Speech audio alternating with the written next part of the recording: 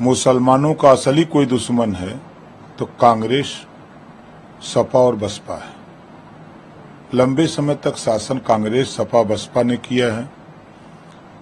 BJP से नफरत सिखाया तो कांग्रेस, बसपा, सपा ने सिखाया मुसलमानों को। और आजादी के बाद नौकरियों में 38% मुसलमान था, आज 1% रह गया है। कौन जिम्मेदार है? कांग्रेस, सपा, बसपा जिम्मेदार है। अब बीजेपी के विषय में तो जान ले, आज के तारीख में मुसलमानों के बच्चे, चाहे बीजेपी के भय से, चाहे बीजेपी की व्यवस्था से, जो भी कह लीजिए, आज मुसलमान के बच्चे आईएएस और आईपीएस की कंपटीशन में आ गए। आईआईटी करने लगे, आईटी करने लगे, बच्चे शिक्षा की तरफ बढ़ने लगे। और भारत सरकार, केंद्र सरकार की जो योजनाएं हैं और प्रदेश सरकार की जो योजनाएं हैं, उन योजनाओं में एक योजना कोई विपक्ष का नेता बता दे जहां लिखा हो कि इस देश में मुसलमानों को इस योजना का लाभ न दिया जाए। सारी योजनाएं, जितना लाभ कांग्रेस, सपा, बसपा की सरकारों में नहीं हुआ, उससे ज्यादा लाभ आज माननीय नरेंद्र मोदी जी, माननीय योगी जी की सरकार में उनको लाभ मिल रहा है। उदाहरण कह देना आसान है, धरातल पे जरा टटोल के देखें लोग। 7 साल में एक भी दंगे नहीं हुए। दंगे से खाली मुसलमान नहीं प्रभावित होता है, उसमें हिंदू, मुसलमान, सिख, ईसाई, जैन, पारसी सब लोग प्रभावित होते हैं। 7 साल में उत्तर प्रदेश में एक भी दंगे नहीं हुए, न कहीं कर्फ्यू लगा।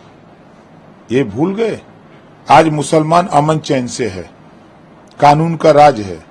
सरकार की जो भी योजनाएं हैं, उन योजनाओं का लाभ मुसलमान भी उसका लाभ उठा रहा है।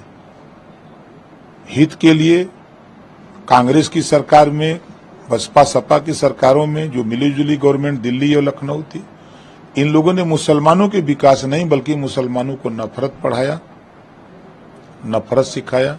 इसके अलावा कुछ नहीं किया। अच्छा, राहुल गांधी अमेठी छोड़ रायबरेली से चुनाव लड़ रहे हैं, उसको किस तरह से देखते हैं आप? देखिए, लोकतंत्र है। बाबा साहब डॉक्टर अम्बेडकर जी ने, यही तो आजादी है, लोकतंत्र की खूबी है कि सभी लोग स्वतंत्र हैं, कोई कहीं से चुनाव लड़ सकता है।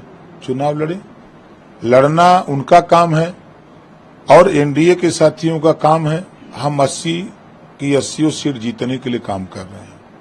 यूपी में हम विकास किए हैं और विकास करने के लिए हम जनता से वोट मांग रहे हैं।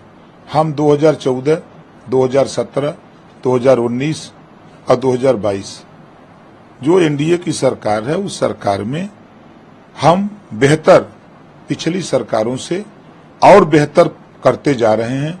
और आने वाले दिनों में केंद्र में तीसरी बार माननीय नरेंद्र मोदी जी की सरकार बनेगी और बेहतर होगा। इसके लिए हम लोग देश सुरक्षित हो। पहले था कि तमाम आतंकवादी गतिविधियां होती थी, लेकिन आज मोदी जी की सरकार में बड़े पैमाने पर गिरावट आई है। हम नहीं कहते खत्म हो गया, लेकिन आज बड़े पैमाने पर गिरावट आई है।